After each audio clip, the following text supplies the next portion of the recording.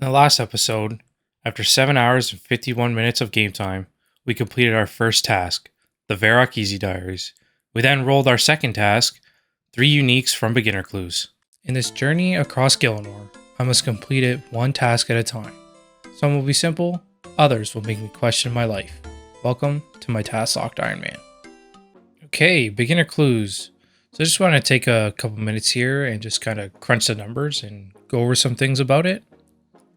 So based on the official Taskers Discord, the FAQ, it recommends doing either Minotaurs or Goblins. And I'll be doing Goblins for this just because they're less HP. And if I happen to die, because I got no food, so if I happen to die, I'll be close to spawn. So it's just easier all around. So Goblins drop beginner clues at a 1 in 64 rate. And then each clue gives you, or each casket actually, gives you 1 to 3 rolls. So you get an average of 2 rolls per casket. And at a 1 in 24 unique per roll rate, which means each casket is about 1 in 12 to get a unique. So that's 3 uniques. So this should take me about 36 caskets, theoretically. But beginner clues also have another thing that happens. When you roll the 1 in 24 unique, you also roll a 50-50 chance to get a cabbage roll instead of the unique drop. So that basically doubles it. So this should take around 72 caskets, theoretically. So 72 clues at a 1 in 64 rate means I will be killing about 4,608 goblins. It's a lot of goblins. And for beginner clues, the emote clues that they have is a bronze axe, which I already have. The chef's hat, which goblins actually drop at a 1 in 42 rate, which is convenient. So the gold ring and necklace. This one is where that shop drop skill quest rule will come in. So I can either get a Captain Arnav random event and get the gold ring and the gold necklace, or I can sit here and use mage and get 33 mage, so then I can telegrab a gold bar under the Varrock West Bank because I already have the crafting level to make a gold ring and necklace. So that's an option. The leather boots, the Varrock store, and the red cape, which I actually didn't even know I was going to need, and I just bought for drip, but it actually seems like it's going to be coming in handy, so that's a good one. Beginner clues also have their own unique step called Charlie the Tramp steps, where Charlie the Tramp in Varrock will give you a random item that he needs. So because it is my task, I can go and do the skilling requirements for them.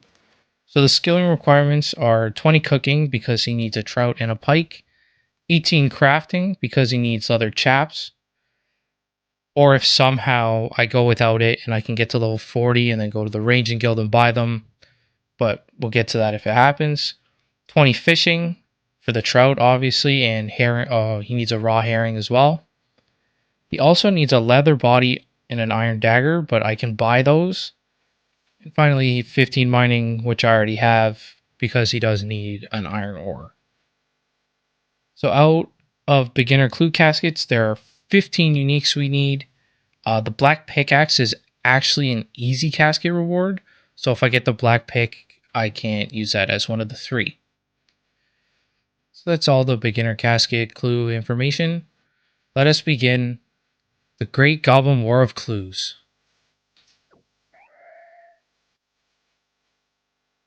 Oh, there it is. Okay, first beginner clue. That took 25 goblins. So just under half, right? So a niche thing about beginner clues is they actually don't drop uniques if you have under 10 hours of game time. So I will be stacking them up until I hit 10 hours, obviously. Okay, we got our second clue already.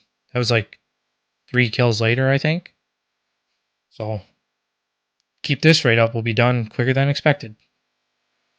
Okay, so I don't actually have a clip for some reason, but my Charlie the Tramp step is the leather chaps. So I'm just blowing the molten glass that I had from the Varrock Easies just to get 18 crafting here. So I can go and craft leather chaps.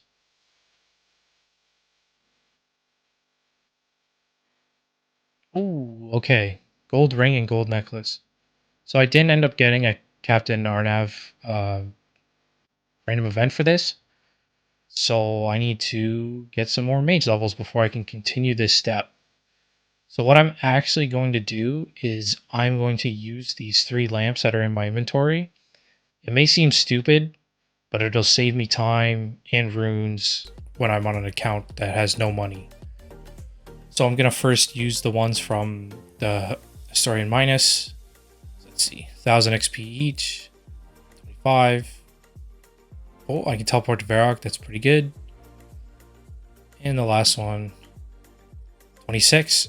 And the other one I need to be 30, so I will use that when I can. So since magic XP is kind of what I'm going for right now, rather than the actual clues themselves, I've decided to come here to the Minotaurs to kind of get more bang for my buck per rune pretty much, just because my cash stack is non-existent right now. And also, as you can see, I have put the beginner clue scroll on the floor. I will be juggling clues. You don't have to if you're playing your own task locked account, but that's just how I'm going to do it, just to save myself time. Oh, okay. First clue scroll from the Minotaurs. Let's go see if I can do this. Easy enough. And casket. Oh, okay. Casket number 2. Still don't have 10 hours of game time yet, so just stacking them up. Okay. Oh, okay. So this may seem a little, I don't know, cheaty to some people, but the right skull half is actually a task in the easy tier. So going for Minotaurs, I kind of had it in the back of my mind that I would hopefully get one. So this is another task that I can check off. So when I can find it. Come on, I know I saw it. Where is it? Where is it? It's okay. There it is. Okay. Get a right skull half. Oh, come on, dude. Okay, get a right skull half. Mark complete. Passive 1 done. Okay, I missed the level up, but I got 30 magic, so now I can use the antique lamp. Get 2500 experience, and that'll put me to 31, and I can now teleport to Lumbridge. Oh, okay. Clue number 2 from Minotaurs. Let's go get this done. So before I go do this clue, I did realize I'm so close to telegrab, so I'm just gonna cast a few on these barbarians, and there it is, 33. I'm here at Wilderness Bank, Wilderness Bank. Gonna trade Lundai here. 2 law runes, so I can telegrab 2 gold bars in the Varrock West Bank, so I can go make the gold ring and the gold necklace for that original clue that we had. And at Varrock West Bank here, for any new players who didn't know this, you can come down here and use telekinetic grab on these gold bars. So there was one, and I'm just gonna hop worlds. Come on. And there's 2. 2 gold bars. I can now go make my gold ring and my gold necklace. I made my way down here to Alcrid, bought the molds, make sure I select 1 of each, so gold ring and the gold necklace. So let's go get this casket.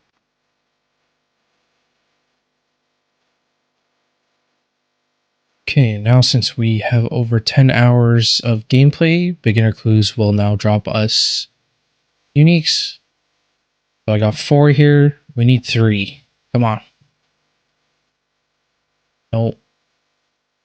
Oh, I gotta check to see if that counts. Oh, okay. Let me see. Clues. Beginner clues. Okay. So 1 out of 3. Not too bad. Now that I have the telegrab, the mage level for telegrab, I think I'm going to switch it up here. I'm going to try to do some of this grind with melee and then maybe even some range. Just try to spread the levels out and just progress the account as far as possible. So just keeping you guys updated. Here we got another cascade here. More junk. Got another cascade here.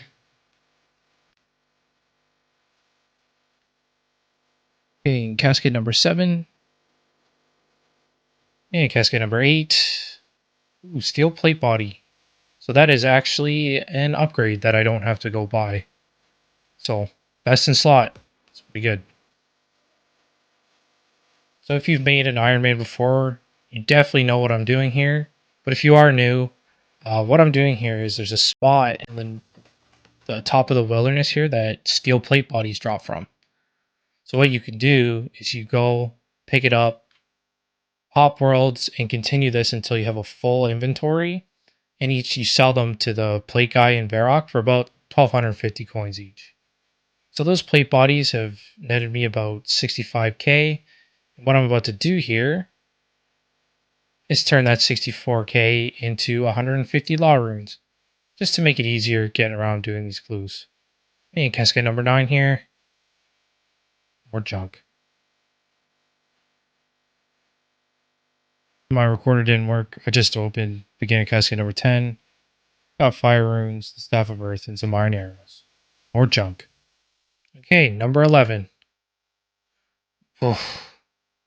In regards to easy clues here, I will be stacking them as long as it's just like something I need from a shop or a location. So like as you can see, this one, it's all just things I can buy. But then the next step here, I need an emerald amulet, which needs a crafting level. So I can't do this step. So I got to drop this clue. As you can see, my Charlie step here, I need the trout. So I'm going to be using those shrimps I saved earlier and just cook them up to level 15 and get Charlie his trout. That's level 2 cooking. Saved you guys the boredom. I think 1, no 2. When I cook it, on. That's 15 cooking. This is cascade 12, 13, and 14. On the drop rate for something. More cabbage. Junk. Oh, that's actually best in slot. So I've decided to stack up 5 here. So this is 15, 16, 17, 18, and 19.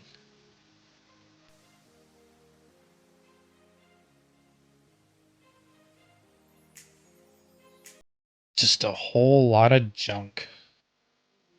With 37 mage here, I can now teleport to Falador. And that'll just make these clues even easier. I think that's the last teleport I need.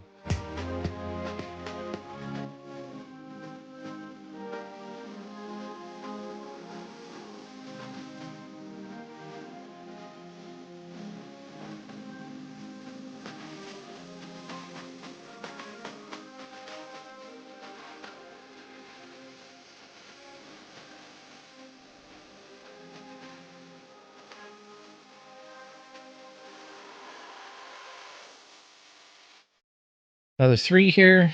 20, 21, 22. Come on. Nothing. Junk. Junk. With these 3 here, this will officially put me over double drop rate. Classic. 26, 27, 28 coming up. More cabbage. A whole lot of nothing. 29 and 30. And more cabbage. Another 5 stacked here. Come on. Break the streak. Yes! Oh, demon feet. Let's go. Come on. Finally. Come on. Let's streak here. Yeah, as expected, but we finally got something. Broke the goose egg. So the demon feed, I think it was on 31, so 2.5 times dry. Not bad. So this is the collection log. So we opened 35 and we've got 2, technically 1. 5 more caskets here.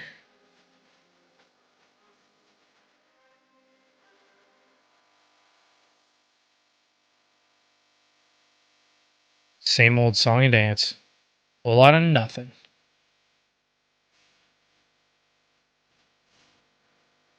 So that goblin killed is officially the 3,000th goblin killed in this task.